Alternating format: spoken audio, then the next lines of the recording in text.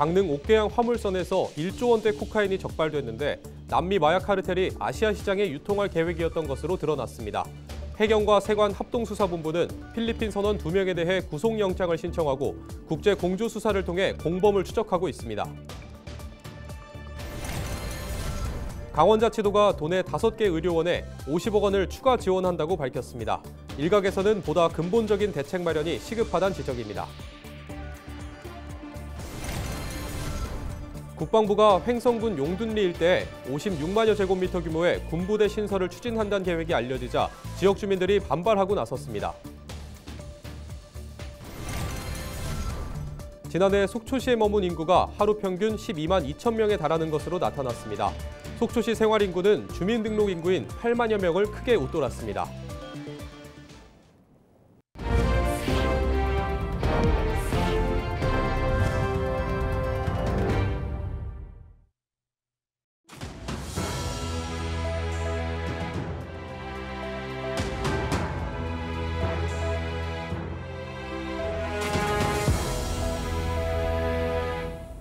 시청자 여러분 안녕하십니까? 헬로티비 뉴스입니다.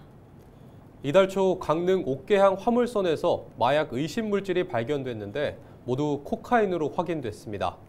해경과 세관이 압수한 코카인은 1조 원대로 추산되는데 국내에서 적발된 마약 중 사상 최대 규모입니다. 수사당국은 필리핀 선원 2명에 대해 구속영장을 신청하고 국제 공조 수사를 통해 공범들을 추적하고 있습니다. 보도에 최성식 기자입니다. 해경 특공대와 마약수사대가 선박수색에 나섭니다. 기관실 안쪽 빈 공간에 비닐로 포장된 물질이 층층이 쌓여 있습니다. 포장지를 뜯어내자 하얀색 가루 물질이 들어 있습니다. 현장에서 마약 간이 검사를 한 결과 양성 반응이 나옵니다. 코카인 반응, 코카인 양성.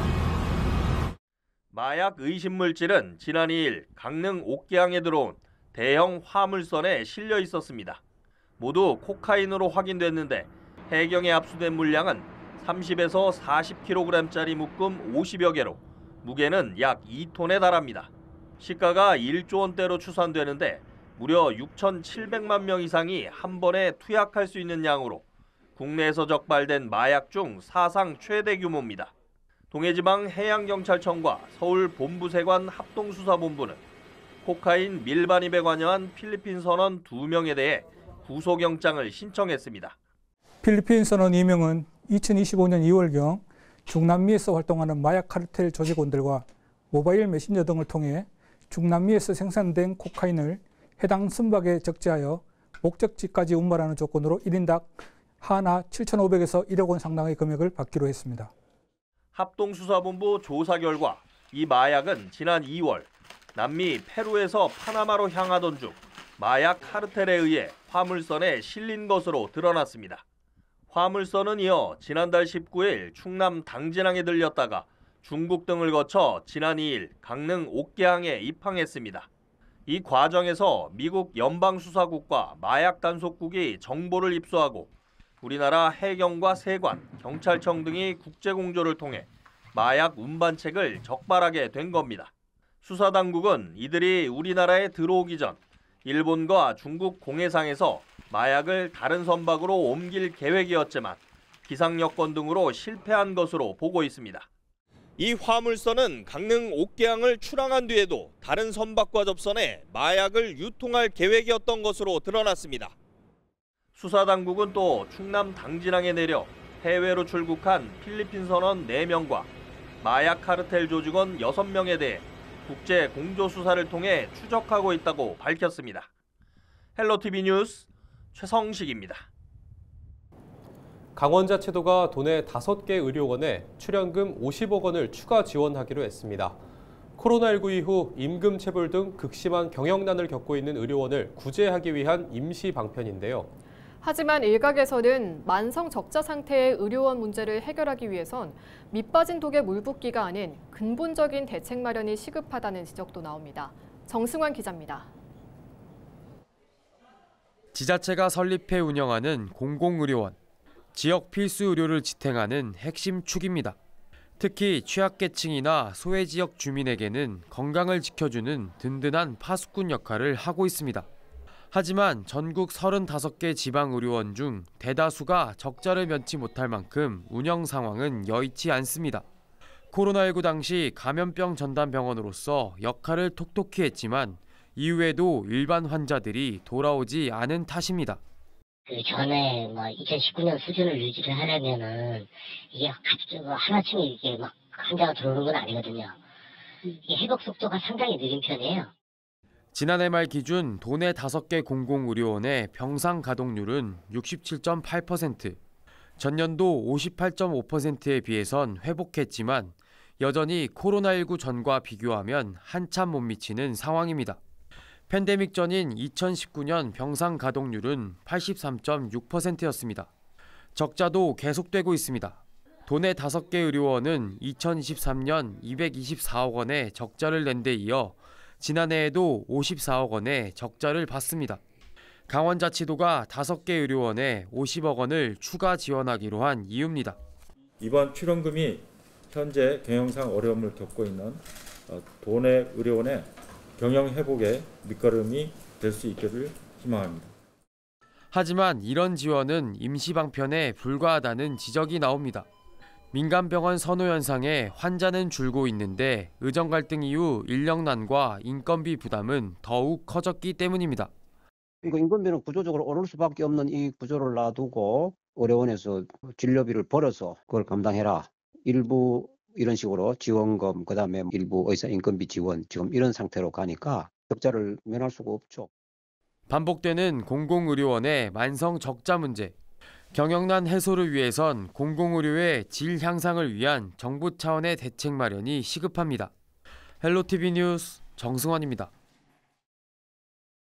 이어서 여중협 강원자치도 행정부지사 발언 들어보시겠습니다. 먼저 재정 상황 등 의료원들이 처한 상황이 차이가 있으므로 이에 비례해서 지원하되 의료원 간 지원액 차이는 최소화하는 방향으로 지원하자는 데 공감대를 이루었습니다. 이에 따라서 총 50억 원 출원금 중에서 30%인 15억 원은 각 의료원별로 3억 원씩 균등 배분할 계획입니다. 나머지 70%인 35억 원은 공공의료 사업 추진 현황, 경영 상황, 경영 개선 노력도 등 3개 지표에 따라 배분할 계획입니다. 앞으로 의료원별로 세부 사업 계획서를 접수받고 검토한 후에 예산을 교부할 계획입니다. 이번 출원금이 현재 경영상 어려움을 겪고 있는 도내 의료원의 경영 회복의 밑거름이 될 수 있기를 희망합니다.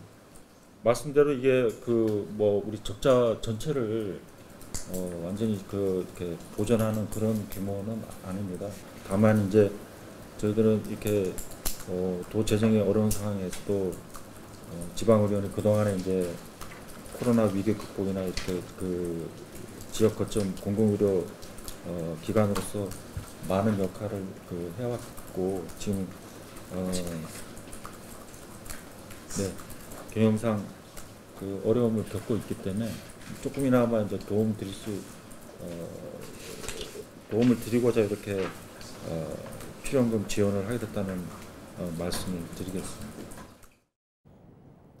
국방부가 횡성군 용둔리 일대에 56만여 제곱미터 규모의 군부대 신설을 추진한다는 계획이 알려지자 지역 주민들이 반발하고 나섰습니다.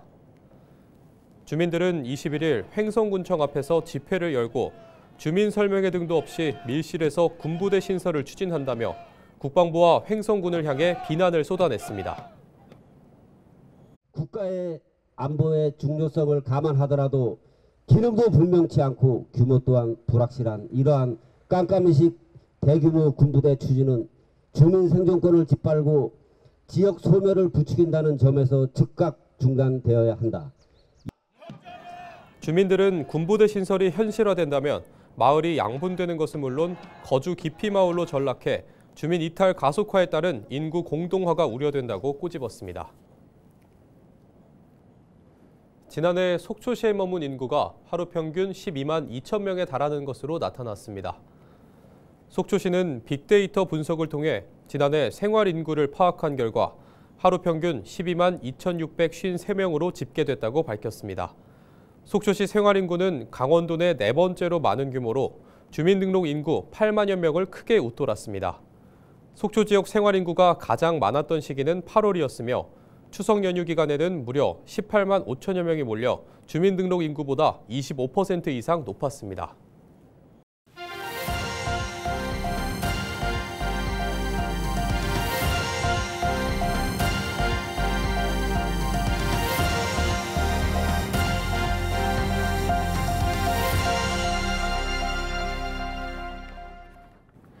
(21일) 낮 2시 21분쯤 횡성군 우천면의 한 골프장에서 70대 남성 A씨가 1톤 화물차 아래에 깔리는 사고가 났습니다.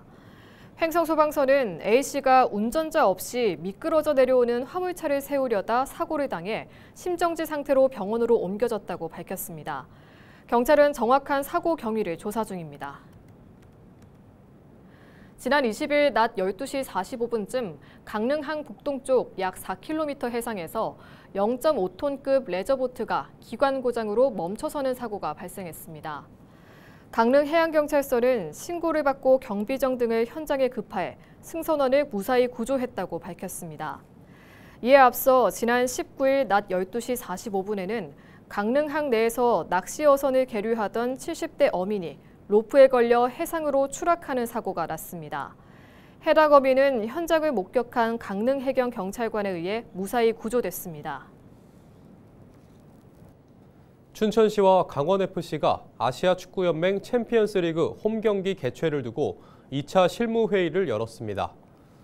이날 회의에서는 대회 개최 지원금과 가변석 철거 원상복구 비용 등이 논의됐습니다. 양 기관은 쟁점 사항들에 대해 내부 검토를 거친 뒤 오는 23일 세 번째 실무회의를 열 예정입니다. 민선 8기 태백시가 조기 폐강 대비와 동시에 에너지 대전환을 위한 제1차 경제개발 5개년 계획을 통해 1조 6천억 원을 확보했다고 밝혔습니다.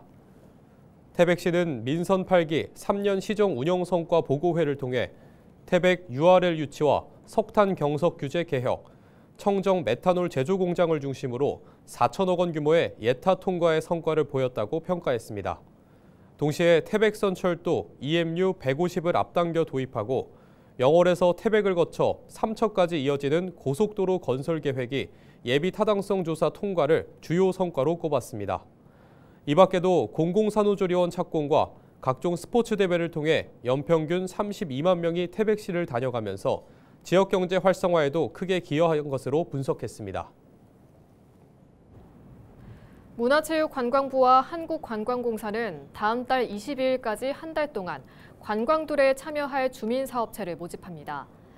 관광두레는 지역 주민이 해당 지역 고유의 특색을 담아 관광사업체를 운영할 수 있도록 지원하는 사업입니다.